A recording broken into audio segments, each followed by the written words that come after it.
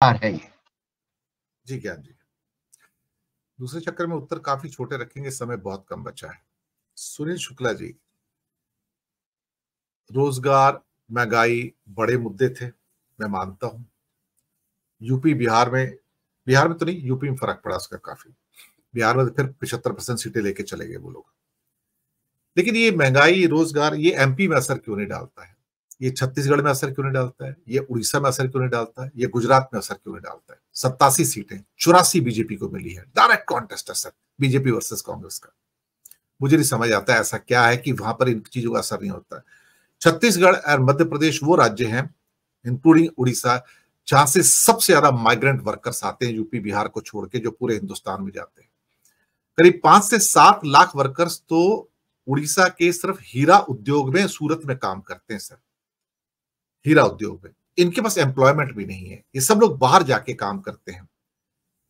उसके बावजूद भी इनका वोट हमेशा बीजेपी के साथ रहता है, और इतना पक्के तरीके से रहता है कि 60% वोट सर, पिछली बार की तरह इस बार भी एमपी में उनके पास 60% वोट सर, छत्तीसगढ़ में उनके पास 60% वोट बीजेपी को, गुजरात में सर, और अप्रोक्सीमेटली 45% वोट उड़ीसा में बीजेपी के साथ। तो मैं हैरान होता हूं कि ये इक्वेशन जो बाकी स्टेट्स में चलती, यहां क्यों नहीं चलती sir? Why these people don't get affected sir? Sunil जी।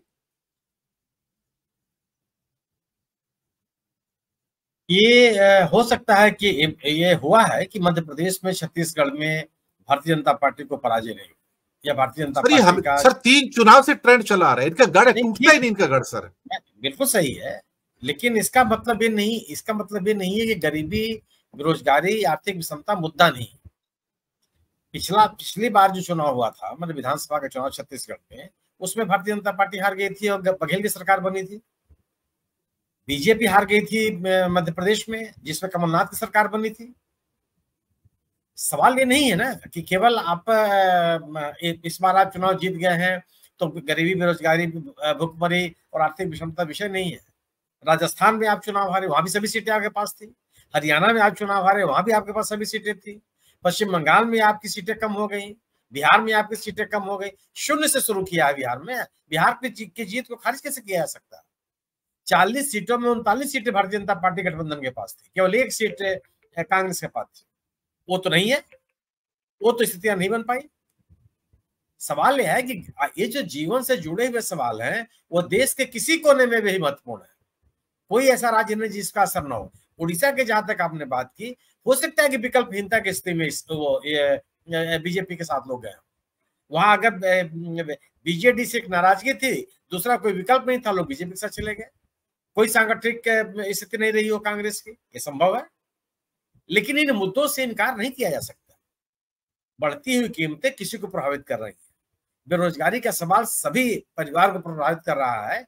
गुजरात को मैं मान सकता हूं, गुजरात में व्यवसाय एक प्रमुख मुद्दा है।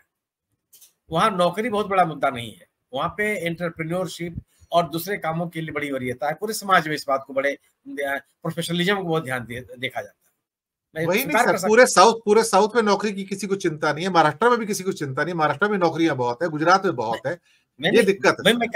लेकिन नहीं, तमिलनाडु में नौकरी चाहिए लोगों को, केरल में नौकरी चाहिए, तेलंगाना में नौकरी चाहिए, आंध्र प्रदेश में नौकरी चाहिए। लोग नौकरी मांगते हैं और नौकरी करने के लिए अलग अलग जगहों पे जाते हैं। वहां वजह स्थितियां हैं। उत्तर प्रदेश में और बिहार में क्यों? क्या उद्योग धंधे है नहीं? उद्योग न होने के कारण से सरकारी नौकरियां लोगों की प्राथमिकताओं में, इस सार्वजनिक जो संस्थान है वो प्राथमिकताओं में। सार्वजनिक प्रतिष्ठान आप बेचे डाले जा रहे हैं। सेना, railways, paramilitary forces, education, police, इसमें सर्वाधिक भर्तियां होती हैं, उनमें आप भर्ती नहीं कर रहे हैं। 9 प्रश्न पत्र आउट हो जाते हैं और दावा करते हैं अभी कानून व्यवस्था बहुत अच्छी है।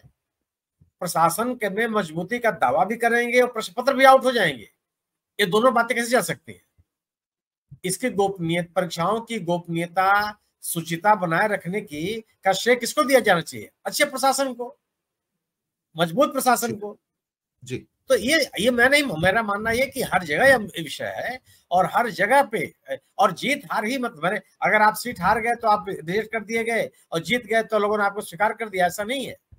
कौन सी ऐसी कंस्टिट्यूंसी है? प्रधानमंत्री जी अपनी जीत का अंतर कितना कम कर दिए, कितना कम हो गया ये? आज अगर सभी जोड़िए तो जितने मत उनको मिले उससे ज्यादा उनके खिलाफ वोट पड़े।